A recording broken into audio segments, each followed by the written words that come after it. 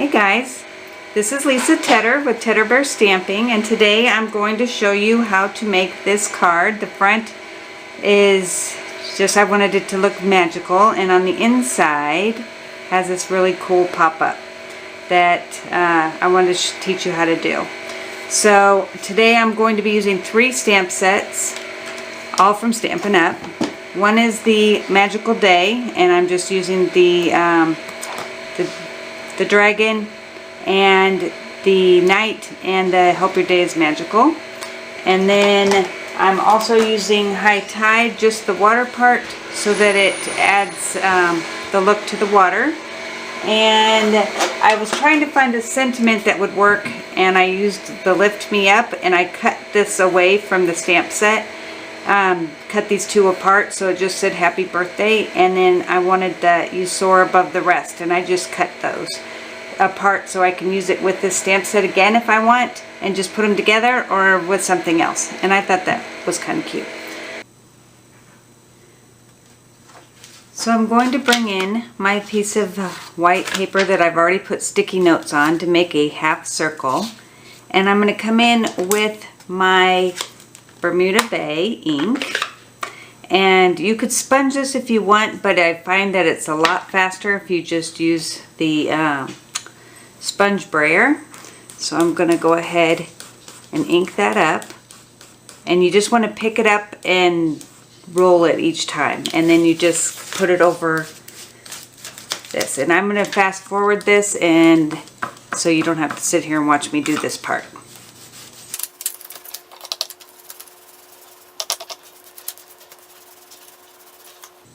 Okay, so now I'm going to go ahead and come in with my High Tide water stamp and stamp off and then stamp onto the water, just to give it that look that it's got some moving water on there.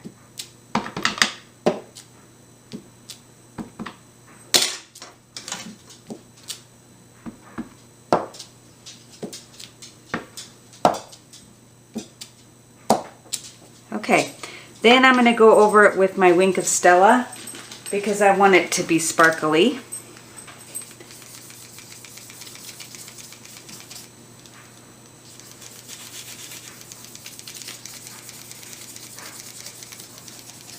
Alright, so then I'm just going to reverse these and put in my green on the other side, and I'll be right back.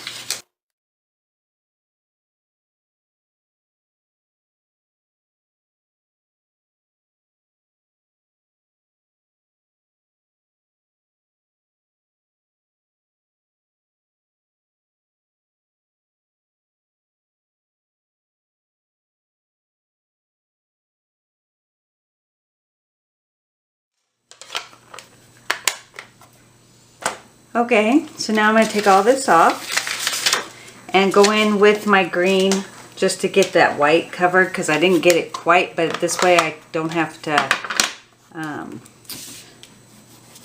I won't have to mask it again because I'm not getting too close to the water. I have a little bit more control.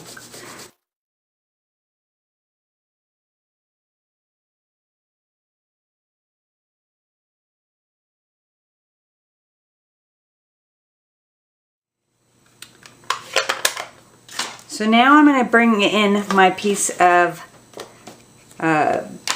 crumb cake that's measured 4 to 5 inches, 4 by 5 inches, and I'm going to run it through the Big Shot with my brick wall, and I want the long way to be going on the bricks, like going this way instead of the other way around.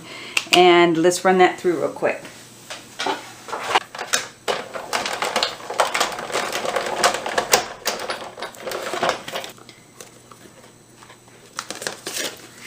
Okay, so now to make these pop, and you will be amazed at what you see because it really does make it pop.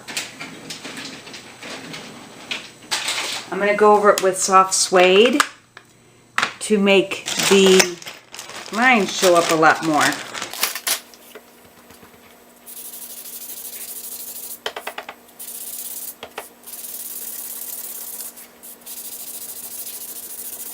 Doesn't that look good? Okay, so I'm going to go ahead and put this up here and put in a little tick mark with my pencil. Whoop. And just do it at the 5/8 mark, because, or 3/4 of the mark, and that way I'll know where to score it. And this just happens to be right at that at the bottom. So I'm just going to go ahead and use this as my template. I'm going to bring in my Simply Scored, and I'm going to score this in half at the 2.5 mark.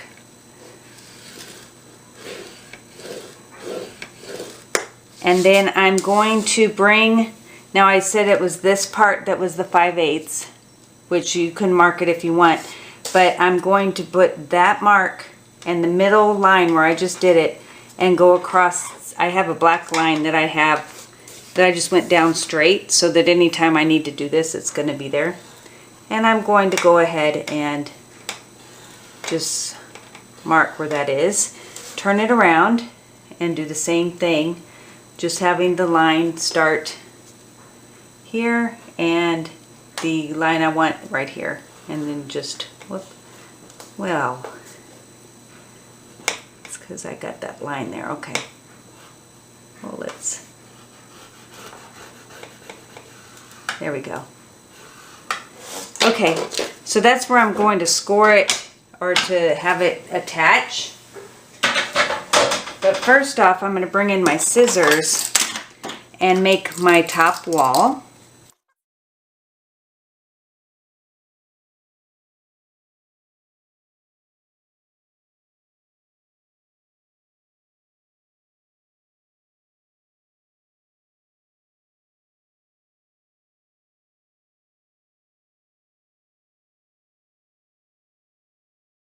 Doesn't quite look perfect, but it's pretty good. All right, I'm going to go ahead and use this to get that line in the middle, just so it highlights it just a little bit for where I want it. And now I'm going to come down here and tag these just a little so that the corners hold. And I'm just going to cut a tiny bit out of this corner. And that just kind of helps it to sit properly. And then do this. All right, so then you're going to fold it along this, and you're going to put adhesive along these lines right here on the back side. And I'm using snail just so that I can reposition it if I don't put it on there right, but you would probably want to use something more substantial to hold it in place. Okay. So you have your middle line here, and you have this middle line, so you just want to make sure that it doesn't go off the top, and you want it at a pretty good angle. And then when you close it, hopefully, well, that didn't work very well. Hold on one second. Don't worry, this is why I did it this way. I am going to open these and position it where this is right here at this edge and here, so that this will stay. And let's see how this one works. That works much better. Well, I put it on upside down. All right. Try it the other way around. Okay, we're gonna get this. All right, sorry. So you make sure that this does not go off. And then when you open it, it has that. I did get some of this on there, so I'm going to take that off. Okay. All right, so now it looks really pretty like that, doesn't it? Okay, I'm having to record it this way because of the bathroom noise, but I'm putting down my dragon, his fire, and then I'm going to put down the knight. Then we'll move on to the front of the card, and I'll show you quickly how that is done. I pop these up so that they really look pretty. So for the front, or I'm sorry, I'm doing the sentiments, and I'm just cutting those out with the punch. And then I'm going to pop those up also and put them on the card just so that they look really pretty like that. So for the front, I'm going to bring in a piece of black cardstock and mount it with the designer paper, and then put a piece of white behind it just to make it pop, and put that on top of the front so that it covers the whole front. Now I'm coming in with the rhinestones and coloring them with the blends of the Old Olive and the Cherry Cobbler, and I'm going to put those all over the front like that. Now let's get to the front sentiment. I'm going to color it in with black at the top, and then every other letter I'm going to color Old Olive and then real red with just the markers, not the blends. And then when you're all done with those, you will huff on it to stamp it, because it just takes a little bit longer to color it, and you want to make sure it's still moist. So the breath of your breath will make it work well. So I'm going to come in now and punch it out, and then sponge it with smoky slate. And you go around the whole thing pretty well, and then what you're going to do is come in with the Wink of Stella and highlight where you sponged, and it really makes it pop.